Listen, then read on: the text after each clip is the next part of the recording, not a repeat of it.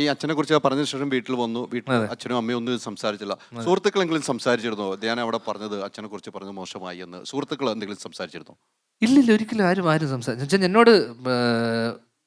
ഒന്ന് രണ്ട് പേര് പറഞ്ഞു ഇങ്ങനെ, കുറ്റം മാത്രമല്ലേ പറഞ്ഞുള്ളൂ എന്ന് എന്നോട് ചോദിച്ചു. ഞാൻ പറഞ്ഞു അല്ല, നല്ലത് പറയാനുണ്ടായിരുന്നു, പക്ഷെ അപ്പോഴേക്ക് ഈ പരിപാടി തീർന്നു പോയി എന്ന് പറഞ്ഞു. പക്ഷെ ഞാൻ അതിനകത്ത് എടുത്തു പറഞ്ഞ വിഷയം, അച്ഛൻ അന്ന് രാത്രി ഞങ്ങൾക്കിടയിലുണ്ടായ ഒരു സംസാരത്തിനിടയിൽ ചോദിച്ച രണ്ട് ചോദ്യങ്ങളാണ്. ഒന്ന് വായനയെക്കുറിച്ചും പുസ്തക വായനയെക്കുറിച്ചും, സിനിമ വിഖ്യാതരായ എഴുത്തുകാരെക്കുറിച്ചും നിനക്ക് എന്തറിയാം, കൾട്ട് സിനിമ, ക്ലാസിക് സിനിമകൾ നീ കണ്ടിട്ടുണ്ടോ, ഇതൊക്കെയാണ് എന്നോട് ചോദിച്ചത്.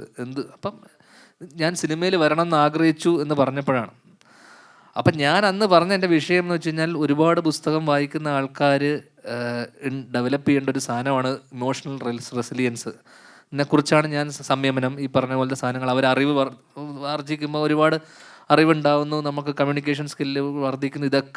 ഇതൊക്കെ കൂടാതെ ഒരു ടഫ് സിറ്റുവേഷൻ വരുമ്പോൾ ആ സിറ്റുവേഷനെ നമ്മൾ എങ്ങനെ സംയമനത്തോടെ കൈകാര്യം ചെയ്യുന്നു എന്നുള്ളതും കൂടെ ഈ വായനയിലൂടെയൊക്കെ വലിയ മനസ്സിനുടമകൾക്ക് സ്വാഭാവികമായിട്ടും ഇങ്ങനെ സിറ്റുവേഷൻ വരുമ്പോൾ അതിൽ പതറാതെ, അവിടെ ഒരു ശ്രീനിവാസൻ എന്ന് പറഞ്ഞ വ്യക്തി ഒരു ടിപ്പിക്കൽ അച്ഛനായി മാറി, ഇമോഷണലായിപ്പോയി, പുള്ളി വീക്കായിപ്പോയി. അങ്ങനെ വീക്കായിട്ടുള്ള ഒറ്റ പോയിന്റ് എന്ന് പറയുന്ന പുള്ളിയുടെ ലൈഫിൽ ആ ഒരു മൊമെൻറ്റ് മാത്രമേ ഉണ്ടാവുള്ളൂ. കാരണം അത് ഞാൻ മകനോടുള്ള ഇഷ്ടം എന്നുള്ളത് സാധനവും കൂടിയാണ്. കാരണം മകൻ ഇനി എന്താവും എന്നുള്ള ഒരു അച്ഛൻ്റെ ആകുലതയിൽ പുള്ളി ചൂടായി പോയതാണ്, അല്ലാതെ അതിന് ഞാൻ കുറ്റം പറയുന്നില്ല. പക്ഷേ അവിടെയും ഞാൻ ചോദിച്ച ചോദ്യം എന്ന് വെച്ചാൽ, മോനൊന്ന് ഇരുത്തി, മകനെ എന്താണ് നിൻ്റെ പ്രശ്നം ഞാൻ അങ്ങനെ എന്തുകൊണ്ട് ശ്രീനിവാസൻ എന്ന് പറഞ്ഞ ഒരാൾ എന്നോട് ആ രീതിയിൽ സംസാരിച്ചില്ല എന്നുള്ളതായിരുന്നു എൻ്റെ തോട്ട്. കാരണം വെറും അച്ഛനല്ല, ശ്രീനിവാസൻ എന്ന് പറഞ്ഞൊരു ജീനിയസും കൂടിയാണ് അവിടെ. അപ്പോൾ എന്തുകൊണ്ട് അദ്ദേഹം എന്നോട് അങ്ങനെ സംസാരിച്ചില്ല? ഞാനും കാരണം ആ പോയിന്റിൽ കരിയറിൽ ഭയങ്കര എന്ത് ചെയ്യും, അടുത്തതെന്ന് ചെയ്യണമെന്ന് അറിയാതെ സ്തംഭിച്ചു പോയ അവസ്ഥയിലായിരുന്നു ഞാൻ നിന്നിരുന്നത്. അങ്ങനെ ഒരു ഘട്ടത്തിൽ എന്തുകൊണ്ട് എൻ്റെ അച്ഛനോട് എന്നോട് ഇരുത്തി സംസാരിക്കാനൊരു ഡിസ്കഷൻ ഉണ്ടായില്ല? അതിന് പകരം എൻ്റെ അച്ഛൻ എന്നെ ചീത്ത പറയുകയാണ് ഉണ്ടായത്. അതിനും കാരണങ്ങളുണ്ട്, അത്രമാത്രം ഞാൻ വെറുപ്പിച്ചിട്ടുണ്ട്. അതാണ് തീർച്ചയായിട്ടും. ഈ സിനിമാ മേഖലയിൽ ഏറ്റവും എന്നും നമുക്കൊരു കൂട്ടായി അല്ലെങ്കിൽ തണലായി ഒരാളുടെ പേര് പറഞ്ഞാൽ ആരുടെ പേര് പറയും? സിനിമാ മേഖലയിൽ നല്ല, സിനിമയിൽ വരുന്നതിന് മുന്നേ എനിക്ക് അജുവായിട്ട് നല്ല ഒരു ബന്ധമുണ്ട്. അപ്പം തീർച്ചയായിട്ടും പിന്നെ അജുവായിട്ട് ഞങ്ങൾ ലവ് ആക്ഷൻ ഡ്രാമ പ്രൊഡക്ഷൻ, അജുവും വിശാഖും കൂടെയാണ് ഞങ്ങൾ പ്രൊഡക്ഷൻ കമ്പനി തുടങ്ങുന്നതൊക്കെ. അപ്പം തീർച്ചയായിട്ടും അജുവും പിന്നെ വിശാഖും തന്നെയായിരിക്കും എപ്പോഴും. പിന്നെ അല്ലെങ്കിൽ ഒരു ചോദ്യം ഞാൻ ചോദിക്കട്ടെ, അച്ഛനെ കുറിച്ചാണല്ലോ. അച്ഛൻ്റെ കണ്ട ഏറ്റവും നല്ല ക്വാളിറ്റി എന്താണ് താങ്കൾ കണ്ടത്? അത് തന്നെ ഞാൻ പറഞ്ഞതെന്ന് വെച്ചാൽ, ഏറ്റവും എല്ലാവർക്കും അറിയാവുന്ന ഒരു ക്വാളിറ്റി എന്ന് വെച്ച് കഴിഞ്ഞാൽ, ഒരു മറയില്ലാതെ സത്യസന്ധമായി ഒരു കാര്യത്തിനെ അപ്രോച്ച് ചെയ്യുന്നതും, ആരെയും സുഖിപ്പിക്കാൻ വേണ്ടിയോ ആരുടെ മുന്നിലും ഒരു കാര്യം സാധിക്കാൻ വേണ്ടി ശ്രീനിവാസൻ എന്ന് പറഞ്ഞ ആൾ അവിടെ നിൽക്കില്ല. അങ്ങനെയുള്ള ആൾക്കാർക്ക് ഒന്നും നേടാനുമില്ല. അങ്ങനെയുള്ള സ്വഭാവം വരുമ്പോൾ സ്വാഭാവികമായിട്ടും ആൾക്കാർക്ക് ചിലപ്പോൾ വെറുപ്പുണ്ടാവും. ചില കാര്യങ്ങൾ ബ്ലണ്ടായിട്ട് പറയുമ്പോൾ ചിലപ്പോൾ ആൾക്കാർക്ക് ഇഷ്ടക്കുറവ് തോന്നും.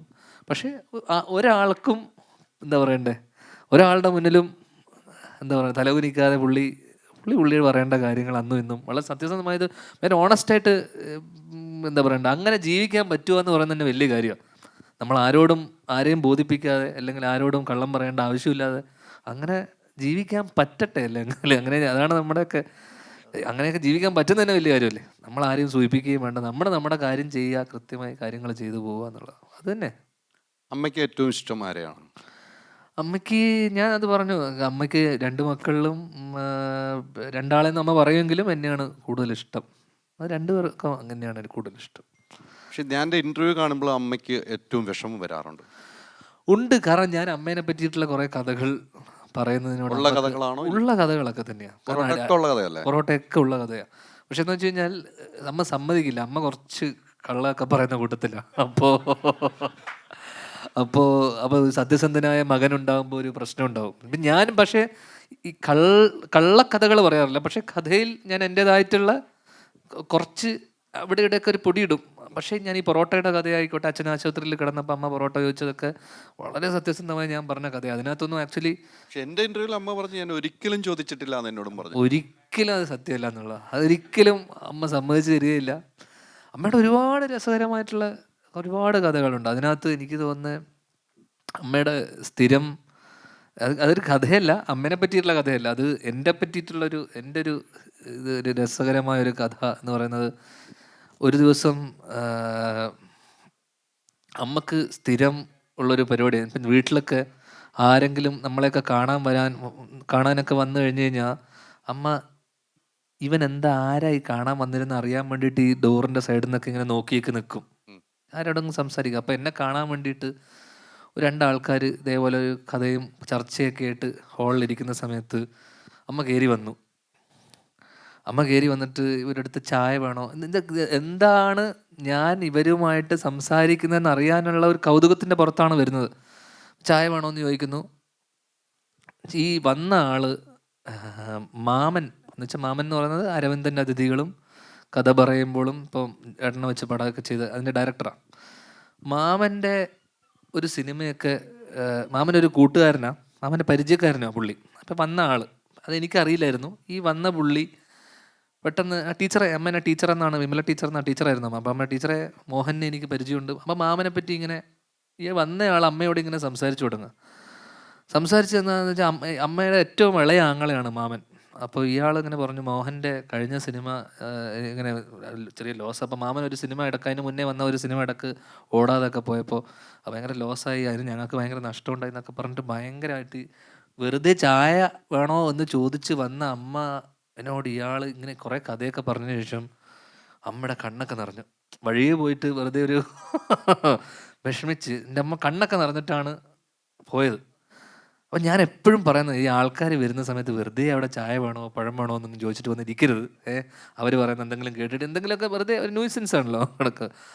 അപ്പോൾ ഒരു ഫോർമാലിറ്റിക്ക് വന്നിട്ട് ഇടക്കിടക്ക് വരും ചായ വേണോ എന്ന് ചോദിച്ചിട്ട്. അങ്ങനെ ഇയാളിത് പറഞ്ഞതിന് ശേഷം അമ്മ കണ്ണൊക്കെ നിറഞ്ഞിട്ട് അകത്തോട്ട് പോയി. അപ്പം ഞാൻ ഇയാളോട് പറഞ്ഞു താൻ എന്തിനാ ഇവിടെ, ഞാൻ പതിയെ ഇത് ആരുടെ വീടാന്ന് അറിയാമോ എന്ന് ചോദിച്ചു.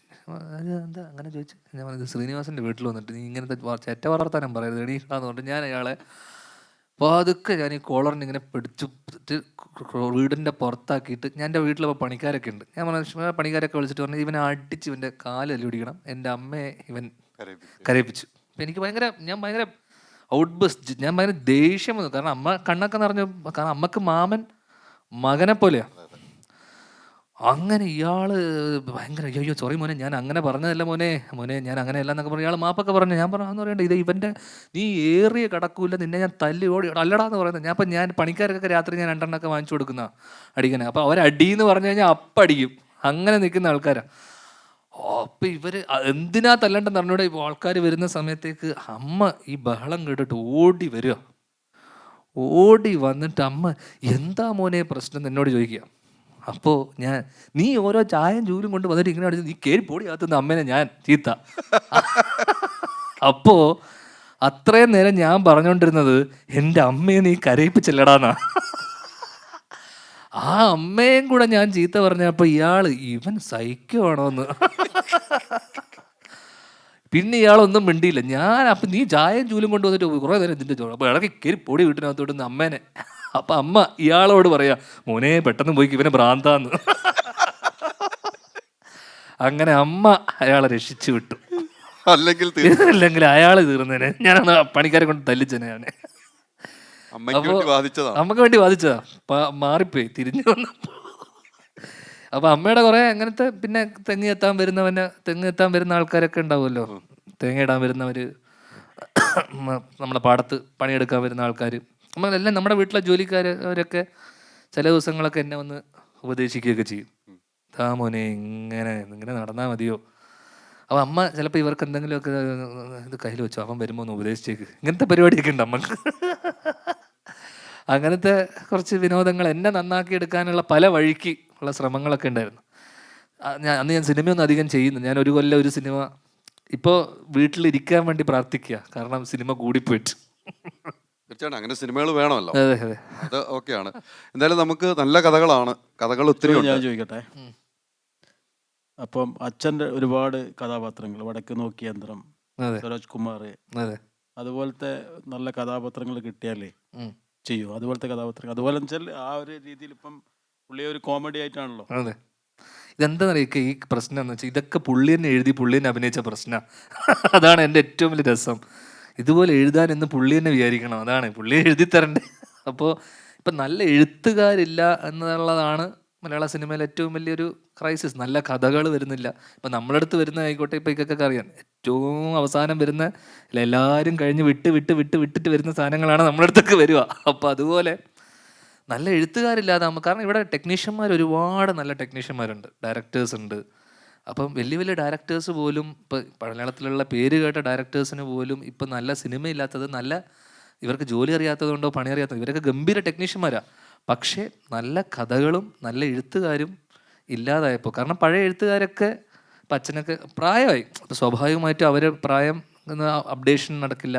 അപ്പം അച്ഛനിപ്പം ഫിസിക്കലിയും ഫിറ്റല്ല എന്ന് വെച്ച് കഴിഞ്ഞാൽ ആരോഗ്യ പ്രശ്നങ്ങളുണ്ട്. അപ്പോൾ സ്വാഭാവികമായിട്ടും ഒരു പ്രായം കഴിയുമ്പോൾ അവരും മെൻ്റലി ഫിസിക്കലി അവരാലോചിക്കുന്ന പോലത്തെ ഒരു പരിപാടിയൊന്നും പഴയ പോലെ ശരീരം വഴങ്ങാത്തൊരു പ്രശ്നമുണ്ട് അച്ഛനൊക്കെ. എഴുതണമെന്ന് ആഗ്രഹമുണ്ട് ഭയങ്കരമായിട്ടുള്ള, പക്ഷേ ഫിസിക്കലി ഫിറ്റ് അല്ലാത്തത് കൊണ്ടുള്ള ഉള്ളിലുള്ള ബുദ്ധിമുട്ടുണ്ട്. അപ്പോൾ എനിക്കൊന്നും നല്ല കഥകളും നല്ല എഴുത്തുകാരും ഇനി നെക്സ്റ്റ് ജനറേഷൻ എഴുത്തുകാരൊക്കെ വന്നാൽ മാത്രമേ, പിന്നെ ഈ ജനറേഷനിലുള്ള ഓഡിയൻസിനെ, പ്രത്യേകിച്ച് 18 to ഒരു 25 വയസ്സിനിടയിലുള്ള ചെറുപ്പക്കാരെ കാറ്റർ ചെയ്യുന്ന സിനിമകൾ വന്നാൽ മാത്രമേ ഇന്ന് പ്രേമലു പോലത്തെ ഒരു സിനിമ, അല്ലെങ്കിൽ ടീനേജ് റൊമാൻറ്റിക് കോമഡി, അത് ഒരു സക്സസ് ഫോർമുലയാണ്.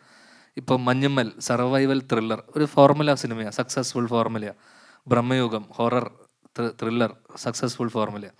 പക്ഷേ ഇതെല്ലാം എസ്റ്റാബ്ലിഷ്ഡ് ആയിട്ടുള്ള ബാനറിൽ നിന്ന് വന്ന സിനിമയാണ്. ഭാവന സ്റ്റുഡിയോസ്, മറ്റേ മമ്മൂക്ക അഭിനയിക്കുന്ന സിനിമ, എല്ലാത്തിനകത്തും കൃത്യമായിട്ട് പറവ, സൗബിൻ. അപ്പം ഇതെല്ലാം വലിയ വലിയ മിനിമം ഗ്യാരൻറ്റിയുള്ള ബാനറിൽ നിന്ന് വരുന്ന ഗ്യാരൻറ്റി കണ്ടൻറ്റുകളാണ്. പിന്നെ എല്ലാത്തിനകത്തും ഒരു ഫോർമുലയുണ്ട്, സക്സസ് ഫോർമുല.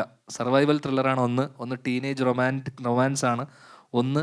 അപ്പോൾ എനിക്ക് തോന്നുന്നു ഇപ്പം ലാസ്റ്റ് വന്ന സിനിമകളൊക്കെ തന്നെ, ഈ 4 സിനിമകളുണ്ടൊന്നും മലയാള സിനിമയിലെ ക്രൈസിസ് ഒന്നും അവസാനിക്കാൻ പോകുന്നില്ല. മലയാള സിനിമയുടെ നല്ല കാലം വന്നു, ഇനിയുള്ള കാലം നല്ലതാണെന്നും പറഞ്ഞിട്ട് നമുക്ക് അങ്ങനെയൊന്നും വിശ്വസിക്കാൻ പറ്റില്ല. ബിക്കോസ് ഇനിയും നല്ല നല്ല എഴുത്തുകാരും നല്ല നല്ല കണ്ടൻറ്റും വന്ന് പഴയ ഒരു പ്രൗഢിയിലോട്ടൊക്കെ എത്തണമെങ്കിൽ കുറച്ച് സമയം എടുക്കും എന്തായാലും. ഒരു ചോദ്യം കൂടി. ഇപ്പം മമ്മൂക്ക എല്ലാം ഏത് റോൾ എടുക്കാനും തയ്യാറാണ്. പിന്നെ മൃഗയ അല്ലെങ്കിൽ ഫുള്ള് മൊട്ടയിലടിച്ച് ക്ലീൻ ഷേവ് എല്ലാം ചെയ്ത് ഫുള്ള് ഷേവ് ചെയ്ത് മൊട്ടയടിച്ച് അതുപോലെയൊക്കെ എന്തെങ്കിലും മേക്ക് ഓവർ നല്ലൊരു സിനിമ വരികയാണെങ്കിൽ അതൊക്കെ ചെയ്യാൻ തയ്യാറാണോ? അത് മമ്മൂക്കയായിട്ട് നമുക്ക് യാതൊരു കമ്പാരിസൺ, മമ്മൂക്ക ഈസ് മമ്മൂക്ക, അതിനകത്ത് നമുക്ക് യാതൊരു ഇതുമില്ല. പക്ഷേ ഇത്തരം കഥാപാത്രങ്ങൾ നമ്മളിലോട്ടൊക്കെ എത്തണമെങ്കിൽ തന്നെ ഒരു സമയമെടുക്കും.